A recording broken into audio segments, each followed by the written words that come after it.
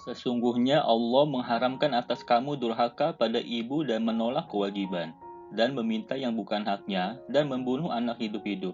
Dan Allah membenci padamu banyak bicara dan banyak bertanya. Demikian pula memboroskan harta, atau menghamburkan kekayaan. Hadis riwayat Bukhari dan Muslim. Assalamualaikum warahmatullahi wabarakatuh.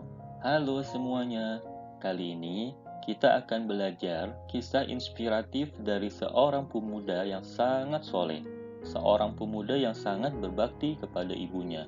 Seorang pemuda yang tidak terkenal di bumi, namun sangat terkenal di langit. Sosok pemuda tersebut yaitu Uwais Al-Qarni. Sebelum kita mulai, buat kalian yang mau support channel ini agar terus berkarya, caranya gampang banget. Kalian cukup klik tombol subscribe dan tekan tombol loncengnya.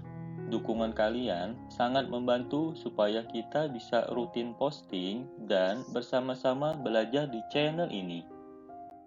Di Yaman, tinggallah seorang pemuda bernama Uwais Al-Qarni yang memiliki sakit sopak. Karena penyakit itu, tubuhnya menjadi belang-belang. Walaupun cacat, tapi ia adalah pemuda yang soleh dan sangat berbakti kepada ibunya, seorang wanita tua yang lumpuh. Uwais senantiasa merawat dan memenuhi semua permintaan ibunya. Hanya satu permintaan yang sulit ia kabulkan, yaitu ibunya mengatakan kepadanya bahwa mungkin umurnya tak lama lagi, dan ibunya minta diusahakan agar dapat mengerjakan ibadah haji. Mendengar ucapan sang ibu, Uwais termenung. Perjalanan ke Mekah sangatlah jauh, melewati padang tandus yang panas. Orang-orang biasanya menggunakan unta dan membawa banyak perbekalan. Lantas, bagaimana hal itu dilakukan Uwais yang sangat miskin dan tidak memiliki kendaraan? Uwais terus berpikir mencari jalan keluar. Kemudian, dibelilah seekor anak lembu. Kira-kira untuk apa anak lembu itu? Tidak mungkin pergi haji naik lembu. Uwais membuatkan kandang di puncak bukit. Setiap pagi, ia bolak-balik menggendong anak lembu itu naik turun bukit. Uwais gila, kata orang-orang yang melihat tingkah laku Uwais. Ya, banyak orang yang menganggap aneh apa yang dilakukannya tersebut. Tak pernah ada hari yang terlewatkan ia menggendong lembu naik turun bukit. Makin hari, anak lembu itu makin besar, dan makin besar pula tenaga yang diperlukan Uwais. Tetapi, karena latihan tiap hari, anak lembu yang membesar itu tak terasa lagi. Setelah 8 bulan berlalu, sampailah pada musim haji. Lembu Uwais telah mencapai 100 kilo. Begitu juga otot Uwais yang semakin kuat. Ia menjadi bertenaga untuk mengangkat barang. Taulah sekarang orang-orang apa maksud Uwais menggendong lembu setiap hari. Ternyata ia sedang latihan untuk menggendong ibunya. Uwais menggendong ibunya berjalan kaki dari Yaman ke Mekah. Subhanallah, alangkah besar cinta Uwais pada ibunya itu. Ia rela menempuh perjalanan jauh dan sulit demi memenuhi keinginan ibunya. Uwais berjalan tegap menggendong ibunya wukuf di Ka'bah. Ibunya terharu dan bercucuran air mata telah melihat Baitullah. Di hadapan Ka'bah, ibu dan anak itu berdoa, "Ya Allah, ampuni semua dosa ibu," kata Uwais. "Bagaimana dengan dosamu?" tanya sang ibu keheranan. Uwais menjawab, "Dengan terampuninya dosa ibu, maka ibu akan masuk surga. Cukuplah ridho dari ibu yang akan membawaku ke surga." Itulah keinginan Uwais yang tulus dan penuh cinta. Allah Subhanahu wa Ta'ala pun memberikan karunia untuknya. Uwais seketika itu juga sembuh dari penyakit sopaknya.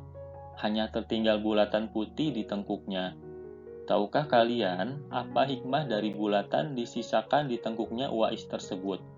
Itulah tanda untuk Umar bin Khattab dan Ali bin Abi Thalib, dua sahabat Rasulullah, untuk mengenali Uwais.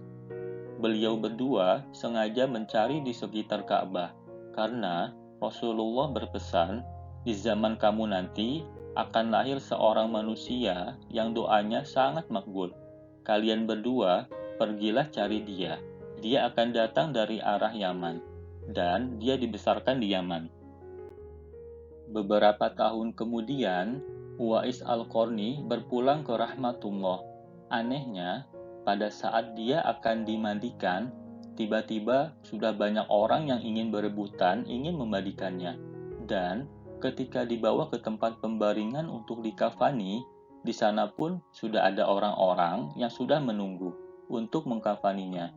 Demikian pula ketika orang pergi hendak menggali kuburannya. Di sana ternyata sudah ada orang-orang yang menggali kuburnya hingga selesai. Ketika usungan dibawa ke kuburannya, luar biasa banyaknya orang yang berebutan untuk mengusungnya. Meninggalnya Uwais Al-Qarni telah menggemparkan masyarakat kota Yaman. Banyak terjadi hal-hal yang amat mengherankan. Sedemikian banyaknya orang yang tak kenal berdatangan untuk mengurus jenazah dan pemakamannya.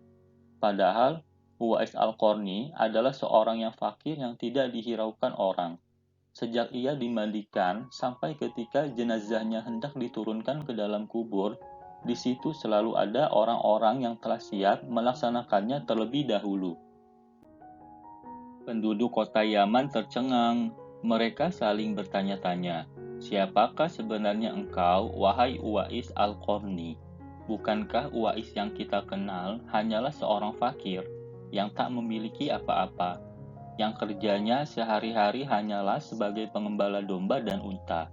Tapi ketika hari wafatnya, engkau menggemparkan penduduk Yaman dengan hadirnya manusia-manusia asing yang tidak pernah kami kenal. Mereka datang dengan jumlah sedemikian banyaknya. Agaknya mereka adalah para malaikat yang diturunkan ke bumi hanya untuk mengurus jenazah dan pemakamannya." Berita meninggalnya Uwais Al-Qarni dan keanehan-keanehan yang terjadi ketika wafatnya telah tersebar kemana-mana. Baru saat itulah penduduk Yaman mengetahuinya. Siapa sebenarnya Uwais Al-Qarni? Selama ini, tidak ada orang yang mengetahui siapa sebenarnya Uwais Al-Qarni, disebabkan permintaan Uwais Al-Qarni sendiri kepada Khalifah Umar bin Khattab dan Ali bin Abi Thalib agar merahasiakan tentang dia. Barulah di hari wafatnya, mereka mendengar sebagaimana yang telah disabdakan oleh Nabi, bahwa Uwais Al-Qarni adalah penghuni langit. Begitulah Uwais Al-Qarni, sosok yang sangat berbakti kepada orang tua, dan itu sesuai dengan sabda Rasulullah ketika beliau ditanya tentang peranan kedua orang tua. Beliau menjawab, "Mereka adalah yang menyebabkan surgamu atau nerakamu." Hadis riwayat Ibnu Majah.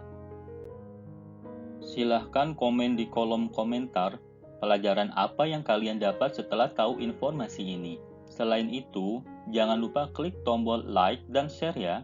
Saya doakan supaya kalian semuanya sukses selalu. Saya undur diri dan jangan lupa subscribe channel Bang Bo. Wassalamualaikum warahmatullahi wabarakatuh.